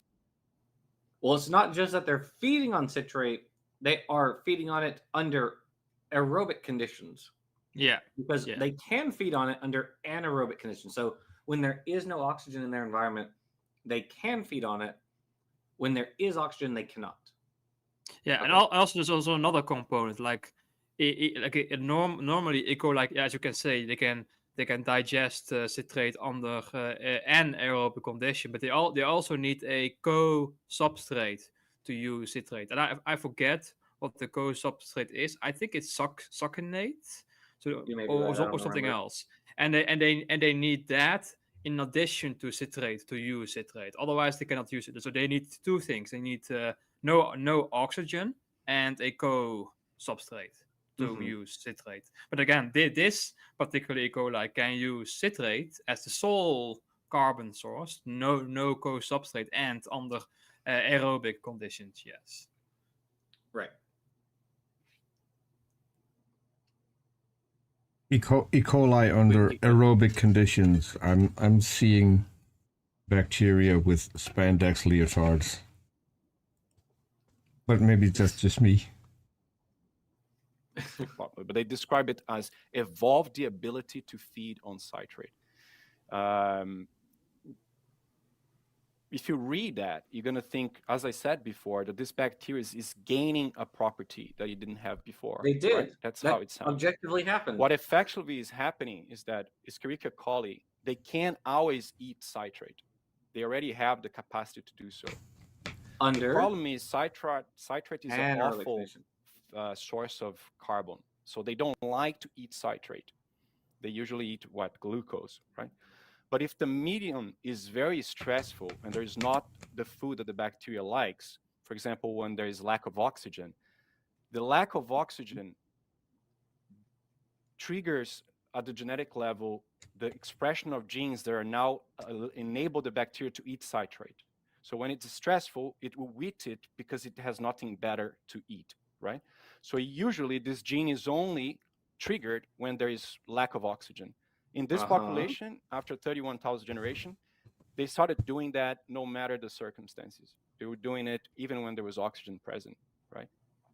So when you look at actually at the molecular level, what's going on, it was more than one mutation. There was some quite interesting changes going on there that I'm not going to get into details. But what happened there was that the repressor of the genes involved with the citrate digestion, so to speak, got broken. It's like, imagine if there's a so that's not what happened. There was so there were like several potentiating mutations that happened first. Yes. But the really big thing that happened was you had a duplication of a segment of these genes, because they're all like right next to each other, and they placed the gene under so that duplication placed the relevant gene, the one that is involved in digesting citrate, under the control. I think it's the CYT gene, I believe. Yeah, the CYT transporter gene. Yes. Yep. They placed it under the control of a promoter that operates under aerobic conditions. Yeah, and thus, and I believe the promoter is called RNK, or the promoter that originally promotes the RNK gene. So you have like one promoter controlling one other gene, but then the duplication may cause the like one copy of the promoter to control one copy of the CYT gene. Yes. Yeah. So it is not a repressor. It's not like the repressor just got switched off. That's not what happened. It was a duplication that placed CIT under the RNK promoter. That is what happened. So what he's doing, what he's saying right now is wrong. It's just incorrect. You can say it's a new regulatory module that didn't exist before. Like originally you have promoter A controlling gene A and promoter B controlling gene B, but now you have, in addition to those, you also have promoter A controlling gene B. That's what you have. Yeah. Yep. Thanks to the duplication. Yes. I'm actually curious. Yeah. It's also very, like, I don't know if he does this on purpose. Like he himself says, like, I am not going into details. Oh. So I actually, because he said repressor, so I went to this paper because it's open access, it's from 2012, and I typed in, I did a control F. Do you know how many times the word repressor comes up in that paper? Not many, I would reckon. Not many. Not once. Not even a single time. It does not come up even once. That's less than one. Yes. Yes, less than one. Yeah, no. So he's just totally wrong, top to bottom on this one. So big surprise. But he is also curious that he, like, at first he says, look, I am not going into details, but I will say it's a repressor broke. No, you have to cover the details when you make such a claim. The details are important. Yeah. This isn't the original paper. This is a paper talking about that paper. Where's the original one that this is about? Hold on, now I have to find it because I don't know. Because Blount 2012, Blount. That's weird. Is it genomic analysis of a key innovation in an experimental E. coli population? Is that the original paper? Blount I think 2012, so. I thought was the CIT. Yeah. This is a paper. Oh, this is one of the. Okay, so this is. Oh, I see what. Okay, so this is the paper before they, I think, genetically, or they figured out what happened in the genetics. Because it's a Blount 2012 is where they detail all the genetics. Yeah, I see the figure 2 on this paper. It says the tandem duplication. Yes. Sorry. Okay. So yeah. So this paper is historical contingency in the evolution of a key innovation.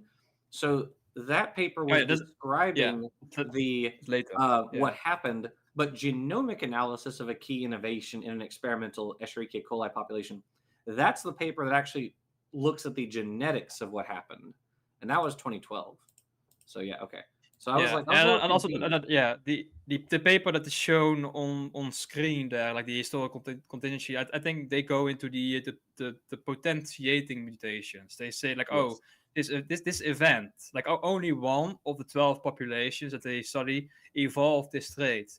So it turns out that this is not an inevitable path of evolution. There is some chance, or more strictly, there is some contingency involved, and that's something what Stephen Jay Gould has argued for, that evolution. There's a lot of historical contingency going on in evolution, like the one famous example, the asteroid hitting the Earth, killing the dinosaurs, allowing mammals to take over the ecosystem. That is historical contingency affecting evolution. Yeah. Yep. Exactly. Yep. Okay. Yeah. So I was just curious. He's just wrong. All right. We can keep going. How you call this? The flick, right? An interrupter or whatever. A switch. Sorry. That is, it only turns on when there is lack of oxygen. Now this bacteria, the switch is just on all the time. Right. Pause one more time. I looked up. So I did also a control F search of repressor in the paper, the genomic analysis of a key innovation, and still 0. Repressor does not come up even once in the paper. Okay, sorry, keep going. Can eat citrate no matter the conditions. But it's a broken bacteria because it broke the gene, and of course the controller is there for a reason. But in the flask in question, there was no glucose. It was a stressful flask. So for that specific environment, there was no good food to eat. Breaking the genes was helpful. and this bacteria started growing a lot, right? But when they put those bacteria back in a not back, but when they compare these bacteria with the non-mutated bacteria in a regular environment, they did much worse, right? Because they were effectively broken. Yeah. But in that very specific Actually, scenario, pause for a moment. having the I think it is not possible for creationists to accurately explain what happened in this paper because Nestle, do you remember? Long story short, also lied about that paper. Yes. He did the exact same thing, didn't he? I think like I of course I cannot read minds of Long, so I would suspect. Okay, well, he just misspoke. Yeah, like no. I think he just gets fed the material from the higher ups. Like I don't think he does any critical analysis, or I don't believe he actually reads the paper himself or something. Like he just like somebody else says, oh, say this and put some neat animation on it. Thank you. And I think that's what happens with Long Story Short. Yeah, you're probably right. Yeah, you're probably right about that. But they both made the same mistake, which makes me think it's probably coming from a source that they both read, which was probably like Jonathan Wells or Stephen Meyer or something. It's just it's the Richard Dawkins meme concept. Like it's just like a falsehood that's spreads around in one community. And it gets repeated, and never corrected. Yeah. I'm actually curious. I wonder if no. Okay. Well, I don't know. I'd be curious to know what they're relying on for that claim, because an Evolution News article comes up, but it's from 2021, which is way too recent. Like a quick question, like the I would suspect that the phenotype, like the SID plus phenotype, was described in the paper before Blunt et al. In 2012 published this paper, right? So I think. Hold on. Is this? Here's a 2011 paper by Casey Luskin. I was almost right. Like I believe like the SID plus phenotype was described before, and then in between the discovery of the SID plus phenotype and the discovery of the duplication, the creationist was just saying, oh, it's probably broken. Oh, I was wrong. It was Behe. Behe did it first. This is from, so Luskin is quoting a Behe article from 2010 on the 2008, so obviously on the 2008 paper. So this is what Michael Behe says in that 2010 paper. As Blount et al. 2008 discussed, several other laboratories had in the past also identified mutant E. coli strains with such a phenotype. In one such case, the underlying mutation was not identified. However, in another high-level constitutive expression on a multi-copy plasmid of a citrate transporter gene CIT, or CITT, which normally transports citrate in the absence of oxygen, was responsible for eliciting the phenotype. If the phenotype of the Linsky CIT plus strain is caused by the loss of the activity of a normal genetic regulatory element, such as a repressor binding site or other FCT, it will of course be a loss of FCT mutation despite its highly adaptive effects in the presence of citrate. If the phenotype is due to one or more mutations that result in, for example, the addition of a novel genetic regulatory element, gene duplication with sequence divergence, or the gain of a new binding site, then it will be a noteworthy gain of function mutation. There's a very good quote. Uh-oh. I'm saving that one forever. Yes, that's a very good. That's a hilarious quote. That's hilarious. Oh my god, that's so funny. I can't believe they didn't delete that. Like what the year was it published? The Behe quote. The Behe quote was published in a 2010 paper, and this was being cited in a 2011 article by Casey Luskin. Oh my gosh, that's so funny. That's beautiful. That's absolutely beautiful. Womp womp. Okay, I'm sorry. Dr. Dan, whenever you have a chance of talking to Behe again, could you ask me how noteworthy the Lansky experiment is about the tandem duplication that caused this phenotype to come about? I would love to hear your answer. That's so freaking funny. Oh my gosh, that's so funny. Okay, I'm sorry. I took us way off track for that one, but that's very funny. Confirmed prediction. DM Google debunker wing. Yep, exactly right. Oh, confirmed prediction. Okay. All right. We can keep going. This mutation, or more than one mutation, that stopped the citrate genes, from being, silenced, it was beneficial, right? So the analogy I like to give is that, like imagine you have a race of 3 cars, and they're identical, and they're tied, and they're about to get to the finish line, right? And suddenly, one of the cars loses the hind this wing, is a terrible right, analogy. which gives downforce. And now this car goes a bit faster because it doesn't have the wing producing aerodynamic pressure, right? And it wins the race. But the wing actually you helps. could say that to win the race, it was beneficial that he lost the wing.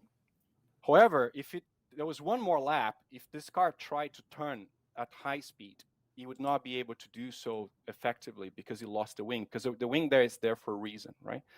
So when we say mutations are beneficial, what we're saying is that they increase the odds of the population or the individual to survive at that specific environment. Am I actually also right about my prediction? On a more metaphysical level. It's just that you broke something. Yes, I was right. Oh my god, I was also right.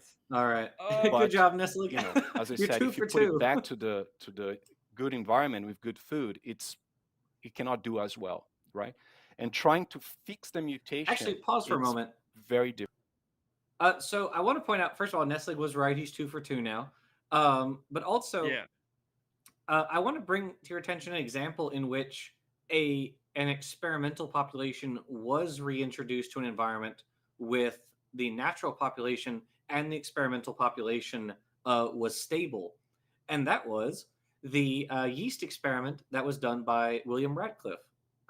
So basically what they did was they selected these yeast, which are, Saccharomyces cerevisiae is unicellular ancestrally. So they select these to become better able to settle out in a flask faster, because they're selecting them to, doing selection by gravity. And they became multicellular. That is, when they do mitosis, they don't split from each other. And so they did this, and they produced the snowflake yeast and all that good stuff. But one thing that was interesting was they said, okay, well, what happens when we introduce or reintroduce the snowflake yeast, the experimental populations, to natural populations, the parental population of Saccharomyces cerevisiae? Do the snowflakes just disappear? The answer is no, actually. They didn't disappear. They stuck around, and they were actually stable. So this idea that every time we have an experimental population, just reintroducing it to the original conditions makes it go away, that's not true. We actually have examples to the contrary. So. Yeah. It's also, like, again, just to note it again, you were right about your prediction of the information, like it's always a loss of things and such. Yeah. And I was also right about my prediction with the he will say it's not a beneficial mutation in the absolute, or the way he put it was in the metaphysical sense. Or what did he say again? The metaphysical, something like that. Yeah. Yeah. It's not a metaphysically beneficial mutation, basically. It's maybe beneficial. Like, again, his example right here. It may be beneficial for the car to lose the wings in this circumstance, but not in all circumstances. Yeah. All right. As a Formula One fan, knowing that Ayrton Senna has godlike status in Brazil, if you take off the entire rear wing, that car's going to end up in the wall. It's not going to be beneficial at all.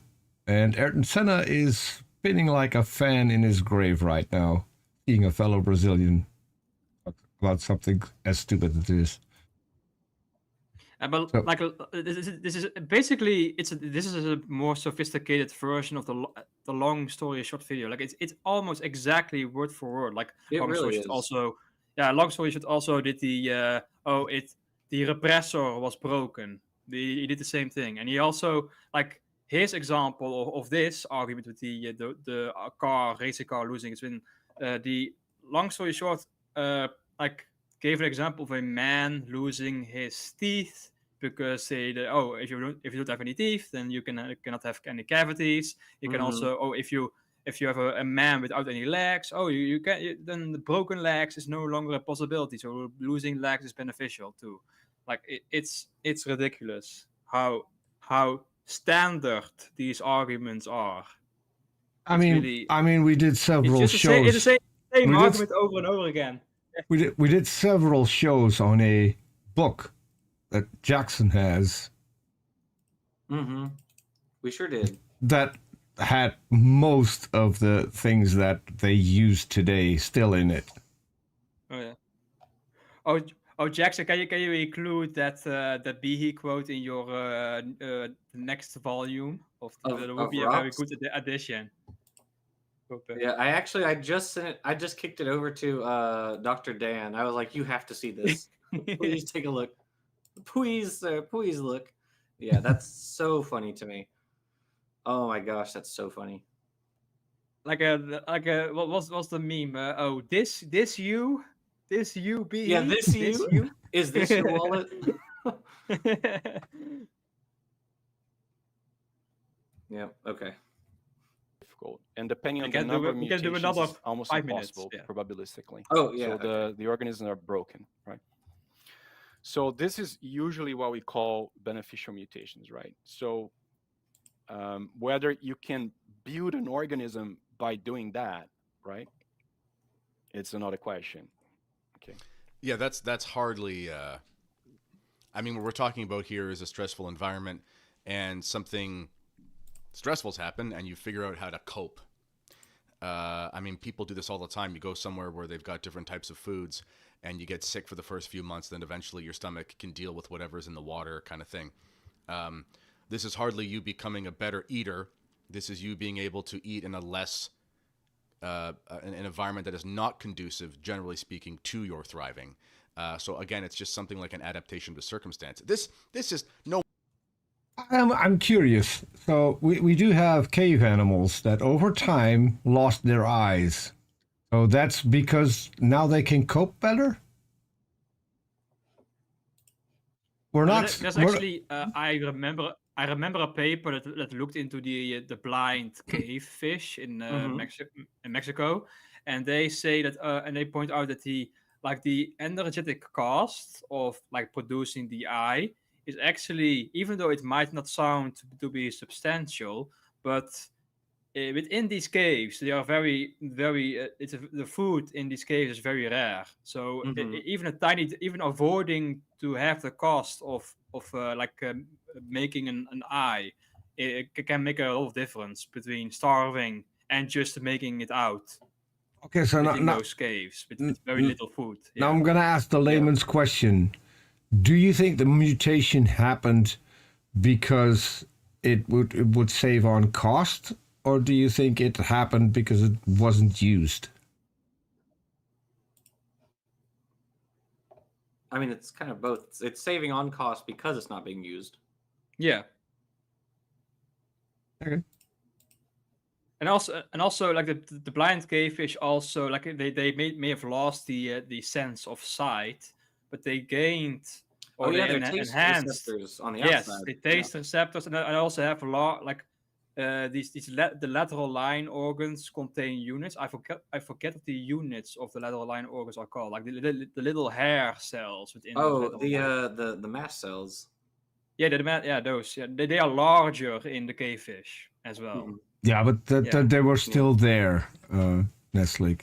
So this was nothing And new. they enhanced, like they diminished one sense. It was useless in that environment, but they enhanced other senses that were still useful in their environment. Yeah, but enhancement is not adding something It's new. always. I'm This is all like one important point to remember. Like what is beneficial is always context dependent. You cannot say like this guy say, oh, it's not metaphysically beneficial, but how would you even define whether something is metaphysically beneficial? To me, it's always context dependent whether something is beneficial or not. Well, you're right. He did manage to like he did the trolley problem where he like turned the trolley, sideways and managed to hit both sides of the train of the railroad. So, have you ever seen those memes where like it's like Yeah. who do you hit, like the baby or the grandma, and they like turn it so it hits both. That's what he did. And also, if you have your mutation, whether or not it's beneficial only comes out after the mutation already happened, not before. There's not something pushing the mutation to happen. Or am I talking nonsense right now? Right. No, yeah, I mean nothing. The mutations arise like they're effectively random with respect to fitness, right? So they just crop up. They're not. The selective pressure is not causing mutations to arise, which was actually there was a big debate over that in like the early days of the Neo-Darwinian synthesis, and you had the Luria-Delbruck experiment, which kind of settled the question once and for all. Which is really funny then when you have Randy Galuza and the other guys at the Institute for Creation Research who are like, no, actually, the environment does cause mutations. Like, not real. I mean, not unless it's all radioactive. I don't think so. Like the environment can like increase the rate of mutations, but I don't know of any circumstance or any example where the rate of beneficial mutations gets preferentially increased over the rate of deleterious mutations, and that it makes sense because we still observe deleterious mutations occurring as well. It happens. So I'm sorry, I'm still just stuck on the Michael Behe thing. I'm still laughing about it. That's the funniest thing about that to me is that they're relying on a paper from 2010, which was 2 years before the actual genetic work on it came out. Yeah. And then they just kind of ignored. Yeah.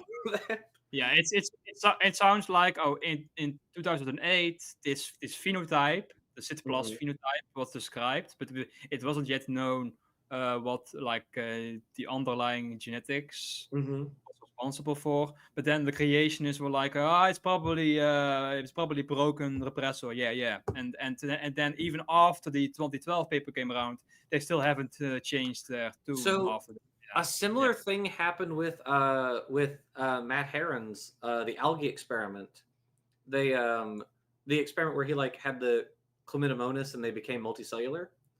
I don't remember if it was Luskin, but one of the major guys at the DI was like, oh yeah, it was probably just a repressor that broke. And Matt Herron actually wrote an article that was about that. He was like, I'm the guy doing this research and I have no idea what's causing this. I know you definitely don't. And so it's pretty funny.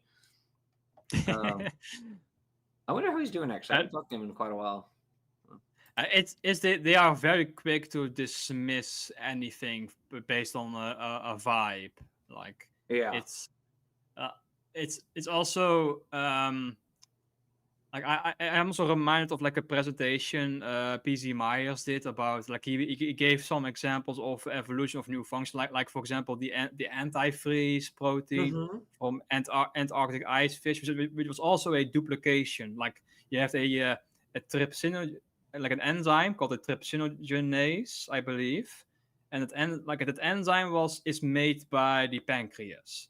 But then this gene got duplicated and duplicated again. And that duplicated version became the antifreeze protein. And that antifreeze protein is still made by the pancreas and is secreted within the intestines, but then it gets reabsorbed into the bloodstream, acting as an antifreeze. It's a very beautiful example of how an enzyme, a pancreatic enzyme, a digestive enzyme from the pancreas gets repurposed as an anti-freeze protein. But then the reactions to that, it was like basically, it's just a protein. No big deal. Like, Yeah, no, and I no. mean, sorry to bring up Michael Behe again, but like, yeah, that was his response. Was they said, "Oh, it just gums up the works of ice crystal formation." Yeah. It's like, I mean, it stops ice crystals from forming, which is beneficial. Very important for the ice fish.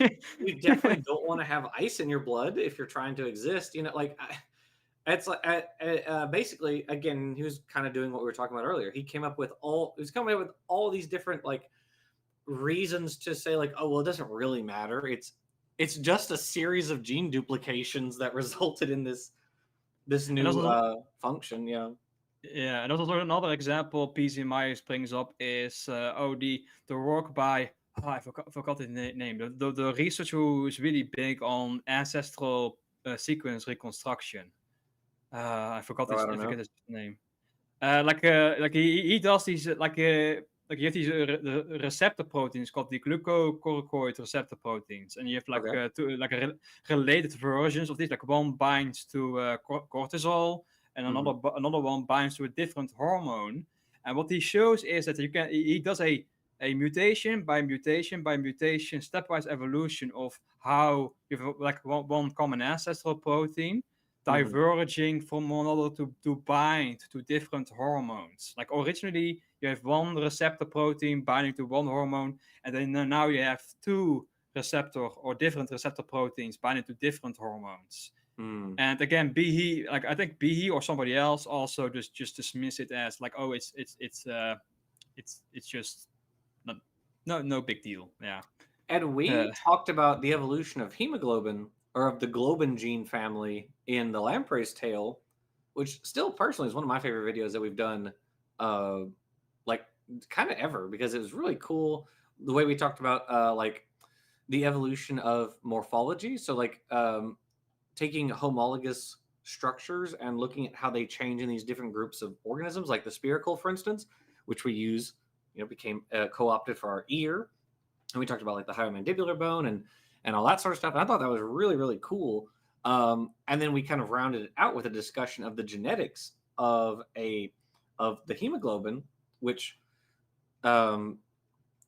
you have these proteins that preferentially bind to oxygen, but most of them are very tissue specific, right? So like cytoglobin, neuroglobin, all these things, like they exist, but they're only in particular parts of the body to keep certain tissues from not going anoxic, right? That's why they're there.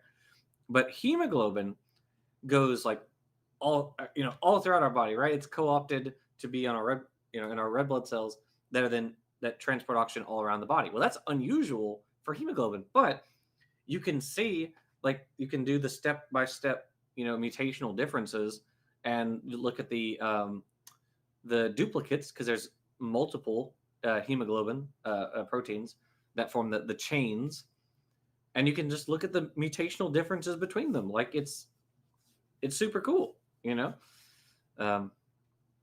Okay. Anyway, maybe get one more short clip. I guess we'll call it. Is going to deny this as being something like some sort of evolution, so to speak, in the sense that there's been a change that helps something survive in a certain place.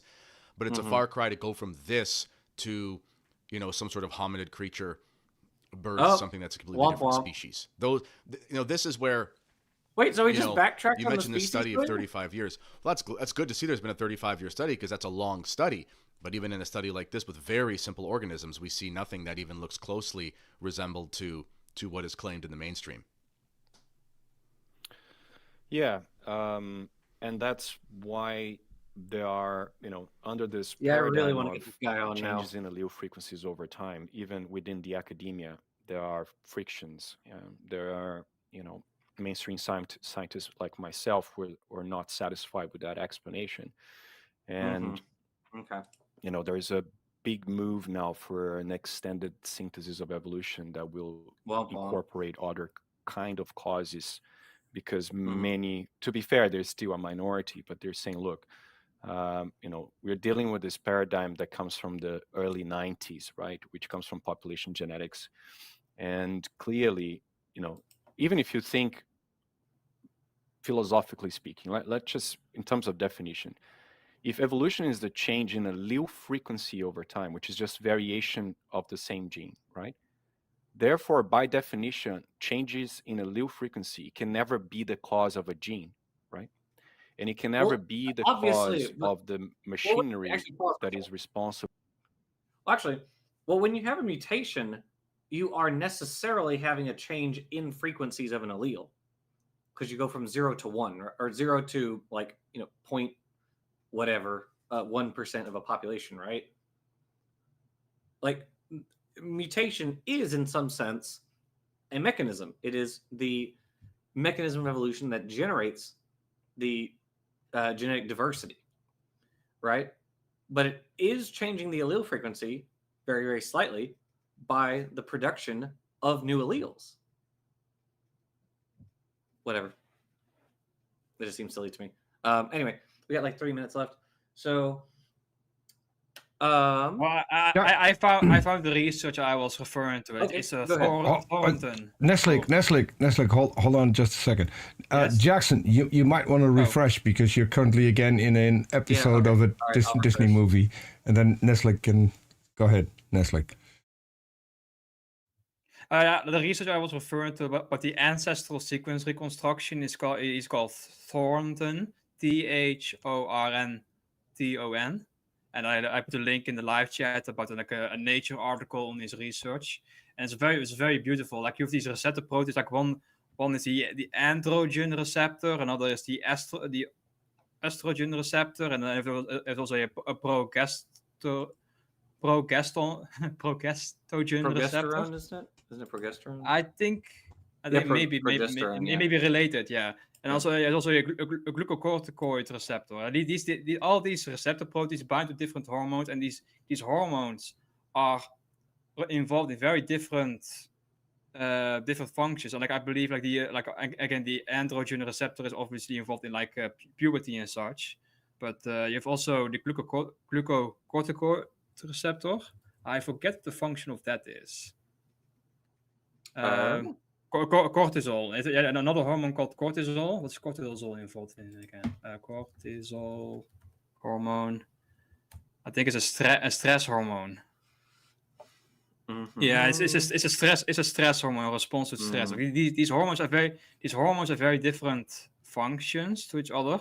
Mm-hmm. And the receptor that bind to these hormones all evolved from a common ancestral protein, and his research, very in great detail, shows that he actually reconstructs the ancestors of these proteins, and sees and just looks at what they do after reconstructing them. It's very beautiful. Nice. Yeah, that is pretty cool. Peter, do we want to go back to the main screen where you see all of us? There we go. Yep, I'm moving again. Yeah, that is super cool. I'm gonna reach out to this guy. I'm gonna try that this week and see if I can get him on. Maybe next week or sometime in the future. We'll see how that works out, because I would really like to talk to him. I think we could have an interesting discussion. Definitely. Because he's got some very wacky ideas, so we'll see. What I would like to do is nail him down on what he thinks specifically, because so far he's just kind of given very vague kind of hand waves, but he really hasn't told us what he thinks. And I'd love to know what exactly, if you were to press him, would he say he thinks all life is related, or he doesn't think all life is related? Were humans created separately? Are humans related to chimps? What exactly does he think in terms of common ancestry? I would love to know. So I'm going to reach out to him, see if I can get, a response. So. Yeah, one question I would have is how do you define, if I remember correctly, he said metaphysically beneficial. This mutation may be beneficial in some circumstances, but it's not, quote unquote, metaphysically beneficial. And I wonder how he qualifies qualifies that term. Right. Are you putting metaphysically beneficial in your technical papers that you're writing? So, anyway, okay. So, I hope to be back for next week, like normal. So, thank you everybody in the live chat for watching. Good to see everybody again, and then thank you Peter and Neslig for being here. Neslig is going to be on vacation for a couple weeks or a few weeks. I won't be able to join for the next 5 Thursdays. So that is the saddest thing in the world. So we look forward to your return. You're going on vacation for 5 weeks. I'm jealous. It's not exactly 5 weeks because I will be leaving in the next week, but it'll be before the next Thursday, and then I will return just after the 5th Thursday. So it's more like 4 weeks ish. Yeah. Still lame, but okay. That's whatever. But we await your return, and we'll be glad to have you back. So, all right. Well, thank you everybody for watching, and we will see everybody next week. So, bye everyone. Bye everybody.